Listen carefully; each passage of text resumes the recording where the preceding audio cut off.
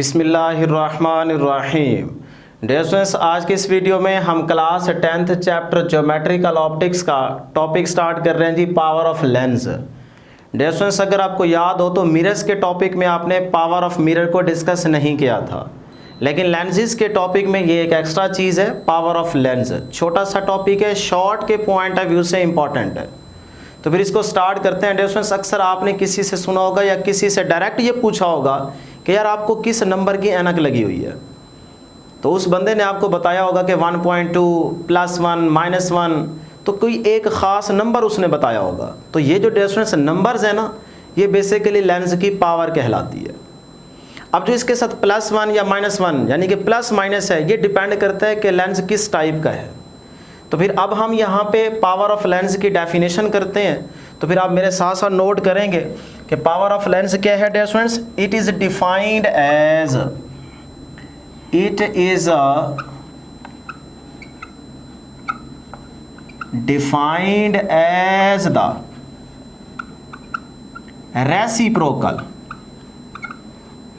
Reciprocal, किस चीज का reciprocal? Of its dear students focal length. अब फोकल लेंथ को आप प्रीवियस टॉपिक के अंदर डिटेल में पढ़ के आ रहे हैं, इसकी समझ है आपको। फोकल लेंथ इन मीटर्स, याद रहे यहाँ पे जो फोकल लेंथ है उसको मेजर करना है इन मीटर्स में। तो simple definition, power of lens क्या है? फोकल लेंथ का उलट कर देना, ये लेंस की पावर कहलाता है। तो reciprocal of focal length is called power of lens. तो मैथमेटिकली इसका रिलेशन देखते हैं। वर्डिंग के अंदर इसका रिलेशन लिखेंगे पहले मैथमेटिकली।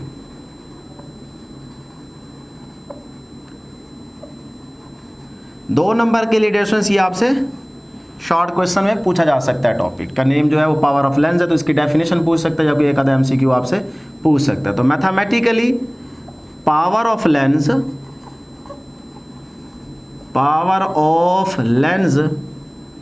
इसको थोड़ा सा यहाँ पे लिख देते हैं। पावर ऑफ लेंस को हम शो करते हैं डिस्टेंस P से, तो P is equal to reciprocal है ना फोकल लेंथ का, तो 1/फोकल लेंथ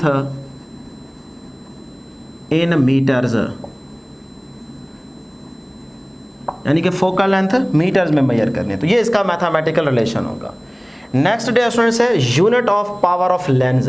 याद रहे, अगर आप प्रीवियस बोर्ड के पेपर्स उठा के देखें तो यहाँ से एक एमसीक्यू पूछा गया है कि पावर ऑफ लेंस का ऐसे यूनिट बताना है आपने। सही है, तो इसको अच्छे तरीके से आपने तैयार करना है, याद रखना है। एमसीक्यू में ये पूछा जा सकता है।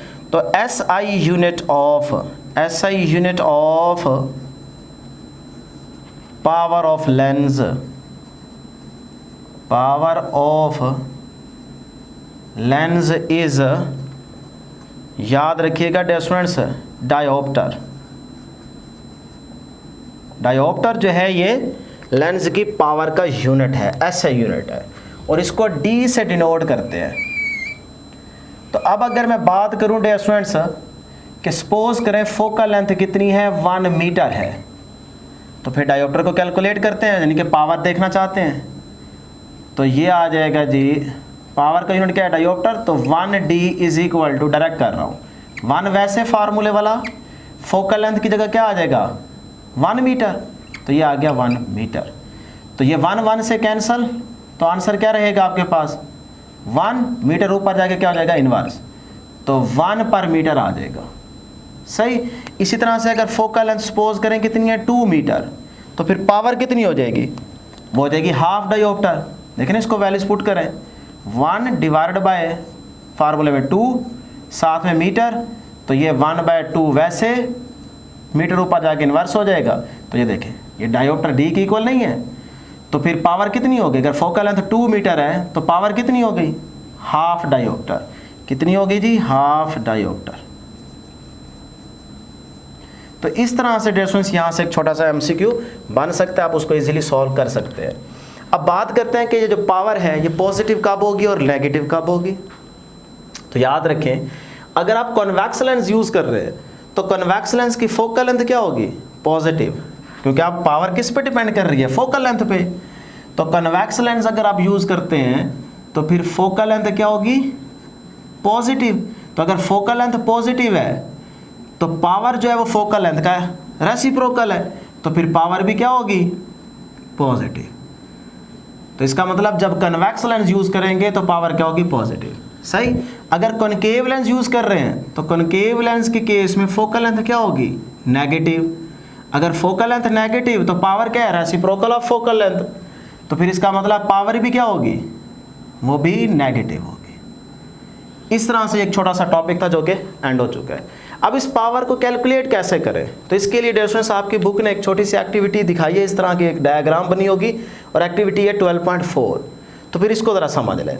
यहाँ पे आपके पास एक ओपन विंडो है, सही, उसमें यहाँ पे एक ऑब्जेक्ट ठहरा है। किसी और चीज़ की भी आप पिक्चर यहाँ पे प्लेस कर सकते हैं, लेकिन सपोज करें कि आप में से कोई एक बंदा यहाँ पे ठहरा है और यहाँ पे क्या है, कॉन्वेक्स लेंस यूज़ किया जा रहा है, यानी कि रखा गया है। और यहाँ पे हमारे पास क्या है, स्क्रीन, यानी कि स्क्रीन पे आप इमेज को देखना चाह रहे हैं कि किस चीज़ का आपको इमेज वहाँ पे दिखाई देता है। तो ये अपरेटस आपने इस तरह से सेट कर देना, ठीक है जी, सेट हो गया। अब यहाँ से लाइट की रेज गई, यहाँ से पास करेंगी और स्क्रीन पे आपको इमेज दिखाई देगा। अब डियर स्टूडेंट्स याद रखिएगा, जो आपको इमेज दिखाई देगा, हो सकता है जब आप ये वाला एक्सपेरिमेंट परफॉर्म कर रहे हो घर में, तो इस तरह से आपने अपरेटर सेट कर लिया, तो आप देखें स्क्रीन पे कोई चीज़ नज़र ही नहीं आ रही। हो सकता है ना कि आपको इमेज दिखाई ना भी दे, और हो सकता है कुछ को ये इमेज ब्लर दिखाई दे। तो फिर आपने एक काम करना है, इमेज को क्लियर देखने के लिए आपने एक छोटा सा काम करना है, और वो ये कि आप इस कॉन्वेक्स लेंस को इस रीजन के अंदर आगे पीछे आराम आराम से मूव करना स्टार्ट करवाएं।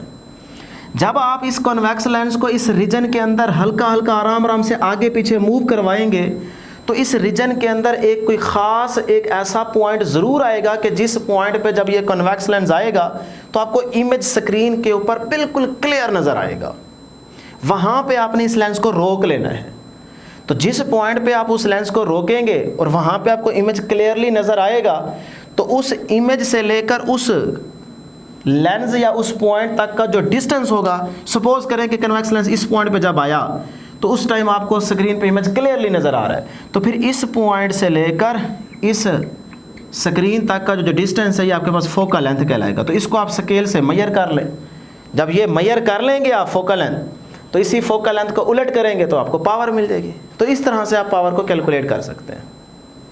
बस ये याद रखना है कि लेंस को इस तरह से आगे पीछे मूव करवाएं कि किसी खास एक पॉइंट पे जब आए तो इमेज स्क्रीन पे आपको बिल्कुल क्लियरली नज़र आए, यानी कि वही चीज़ नज़र आए जिस चीज़ को आप देखना चाह रहे हैं। ठीक है, तो अब चीज़ डिपेंड करती है कि भाई ये इमेज कैसा दिखाई देगा। ये आपसे एक MCQ में पूछा जा सकता है कि इमेज कैसा दिखाई देगा। वैसे तो ये आपकी बुक में डिस्कस नहीं किया गया, लेकिन फिर भी आपको बता देते हैं। तो इस चीज़ को आपने पहले यहाँ से समझे। वही कॉन्वेक्स लेंस, यहाँ से लाइट की रेज आई, रिफ्रैक्ट होने के बाद इस पॉइंट पे क्या हो रही है, मिल रही है, कन्वर्ज हो रही है। तो इसका मतलब यहाँ पे बनेगा इमेज। ठीक, अब ज़रा गौर करें, लेंस के आगे फ्रंट पे, लेंस के बिल्कुल आगे इमेज बन रहे हैं, तो इमेज कैसा होगा, रियल। यही वाली डायग्राम यहाँ पे समझाई जा रही है। ठीक, ये ऑब्जेक्ट और यहाँ पे क्या है, इमेज। तो अब ज़रा देखें, इमेज लेंस के बिल्कुल आगे है, फ्रंट पे है, तो इमेज कैसा होगा, रियल। यानी कि जिस चीज़ को आप देखना चाह रहे थे वही चीज़ ही आपको नज़र आएगी। तो इमेज आ गया जी रियल। नंबर 1 रियल इमेज बनेगा। नंबर 2 बड़ा इंपॉर्टेंट पॉइंट, इस ऑब्जेक्ट को देखें, एरो का साइज क्या है, अपवर्ड, ये एरो क्या है, डाउनवर्ड।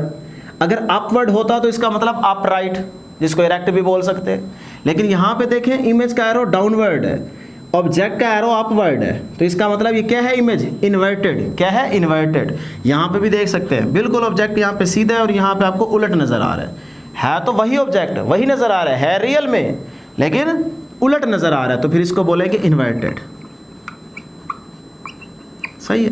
इसके अलावा अगर थोड़ा सा और गौर करना चाहें तो इसका साइज़ देखें और उस इमेज का साइज़ देखें। इसका साइज़ बड़ा, उसका इमेज का साइज़ क्या है, छोटा, तो आप डिमिनिश्ड भी बोल सकते हैं। तो इस तरह से डियर स्टूडेंट्स ये एक छोटी सी एक्टिविटी थी। बस आपने कोई काम नहीं करना, इतना सा काम करना है, ये ऑपरेटर सेट करें, लेंस को आगे पीछे मूव करें, जिस पॉइंट पे आपका लेंस आए और वहाँ से इमेज क्लियरली नजर आए वहाँ पे रोक दें, उस पॉइंट से लेकर स्क्रीन तक का जो डिस्टेंस होगा उसको कैलकुलेट कर लें, वो फोकल लेंथ होगी, उसका उलट करने से आपको पावर मिल जाएगी। लो जी, ये थी हमारे पास आज के इस छोटे से टॉपिक की डिस्कशन। उम्मीद करते हैं कि आपको ज़रूर समझ आई होगी। आज के लिए इतना ही, दुआ में ज़रूर याद रखिएगा। अल्लाह हाफिज़।